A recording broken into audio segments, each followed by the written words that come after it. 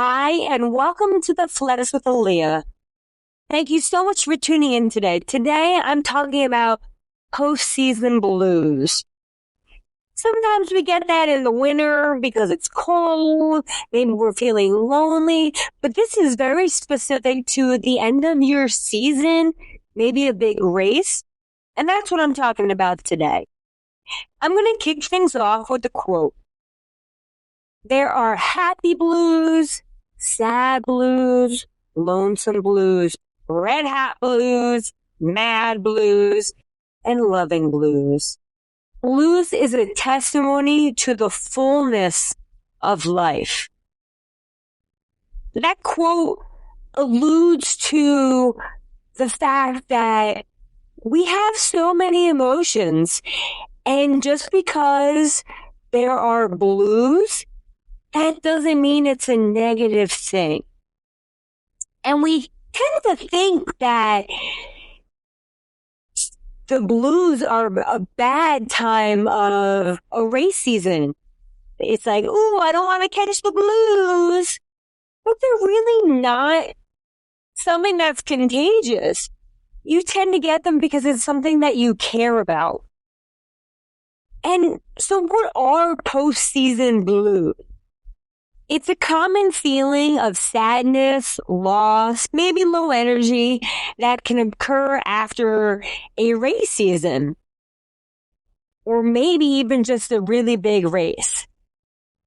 And it can affect all athletes, whether recreational, professional, leisure, everybody. And it tends to be in the winter, which coincides with seasonal depression.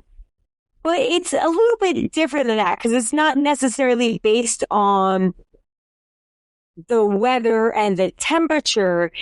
It's almost like a little emptiness and a break or hiatus from the elevation and energy and excitement of the season that we tend to feel. And it's just a break. Although we know this break is essential to long-term success, or we should know that, it still can be a tough adjustment for so many people. Why is that? Well, there's some people who talk about a concept called arrival fallacy. Arrival fallacy is really at the heart of a post-performance emotional slump. That's the heartbeat of it. And it can happen to anybody. A triathlete following a race, an actor after an award ceremony, or even an employee once they earn a really big promotion. It's what happens when this illusion that once we make it, once we attain our goal or reach our destination, we will reach this sensation of lasting happiness. And that's why it's called a fallacy, because you've arrived at this destination and it isn't lasting happiness. It's actually quite temporary.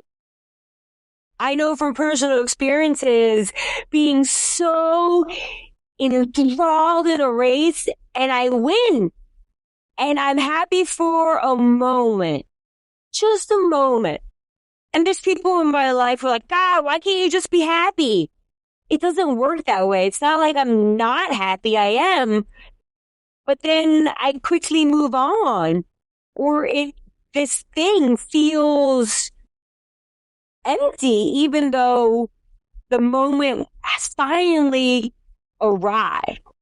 So that's what the arrival fallacy is. It's that once you hit this marker, you're going to be elated. You've reached this place of pure contentment because this is what you wanted. And that doesn't really happen because as athletes, we're always trying to achieve. And there are sports psychologists, coaches who will tell you to try to live in that moment a little bit before moving on. A lot easier said than done. So this time where our season is done, whatever sport it is, because it could be different sports have different postseasons. and off seasons. But it is also a valuable time because training sometimes shifts and it allows you to catch up with things that maybe you've been neglecting, especially during serious season training. Perhaps it's nagging aches and pains. You can handle those now. You have time to work on that. Or it's strengthening smaller muscle groups. Whether in upper body, lower body, perhaps your core. It's also a time to prioritize different aspects of your life. So many of us are engulfed in our training and the races that we have coming up. Or competitions, because it depends on what sport you're doing. And some things in our life might temporarily take the back burner. That doesn't mean you ignore them. A lot of people in your life, loved ones, family, friends, understand your goals to a certain degree. And they're okay with you trying to pursue them and reaching your goals and putting in that effort. They support you. And that takes a lot out of them as your support system. So this downtime is also a great opportunity to prioritize that aspect of your life. Family and friends, making them a priority now rejuvenates them as well as you. Especially if you're someone who loses time at home. But giving that time to them is also giving time to you. As I mentioned, it rejuvenates them as your support system and it also rejuvenates you. Not only does it in the moment probably feel really good to them that you're prioritizing them in this off season, it makes that relationship much more sustainable when you go back into your intense training cycle or race season. That way, it's almost like a little bit of a balance to your race schedule. Now, that's the valuable side of this downtime. So how do we deal with this slump, these blues? One of the first things you can do is acknowledge your feelings. Some people like journaling. Perhaps that's the avenue that you go. Get a notebook, write down what you're feeling and putting it into context. Is it about a poor performance? Something that you're looking forward to? Why are you feeling blue about the season being over? And really try to process and understand it. I know that doesn't sound the most fun. I'm not a huge journaler, but for some people that works really well. Maybe talking with race friends is a better outlet for you. Now you have a back and forth and you can communicate and commiserate together. And that's always fun. You just don't want to get stuck in a rabbit hole together. Also, recognizing how to be kind to yourself. Give yourself grace if you didn't meet a goal this season. And celebrate your achievements for the season. Sometimes we're so horrible at that. I suck at it. I suck at it because I move on right away. And I try to celebrate them. But if you ask me what that looked like, I couldn't tell you. It would be, oh, I ate something delicious or I took the next day off. Sometimes I try to reward myself by, I'll go to the movies. I'll do something that I like to do. But it's not necessarily at the end of the season recognizing and celebrating my achievements. For instance, when I was putting this podcast together and writing, be kind to yourself, celebrate your achievements, I was like, holy moly. I've been through the gambit this year and I haven't even recognized it, really. Like, I dislocated my elbow at a world championship. I felt like a total ass for doing that. I slipped off this thing after it had rained and tried to catch myself. And then I put so much work into rehabilitating my elbow, my strength, getting the range of motion back so I could participate in the event of the season, which was Midwest OCR. I worked my ass off, let me tell you. And it felt so hard. Some days were so tough. But I got through it. I got through that shitstorm right there. So much so that I was able to go to the race. My cardio sucked ass. But I was able to get through every obstacle. Every obstacle. And came out in second place. Like, holy shit. Aliyah recognized how amazing that is. Not only to show to a pretty competitive race and come out second, but the fact that the lead up to it wasn't your best training because all I was doing was rehabbing my elbow. That's it. I couldn't practice on certain things and I started trying. That's a huge thing I myself have to recognize. And if I'm not doing it, the likelihood that you're recognizing your achievement is probably slim. So right now, write down what the heck your biggest success from this season was. And celebrate it. Go tell someone, write it down, make a post-it, do something about it. Because it's so awesome. Now that I'm all hyped up, talking about how we cope with this season, embracing the process. This off season happens. It happens every year. It happens no matter what. But so you gotta embrace it. And what does that even mean? To me, embracing the process means this is the time that one can focus on creating their goals for the upcoming season. Establishing a plan of action to achieve those goals. And then working to execute that plan. That's what happens now. Or that's what maybe should start to evolve during this season. Another way to cope with this time is start a new project or enjoy a new or old hobby.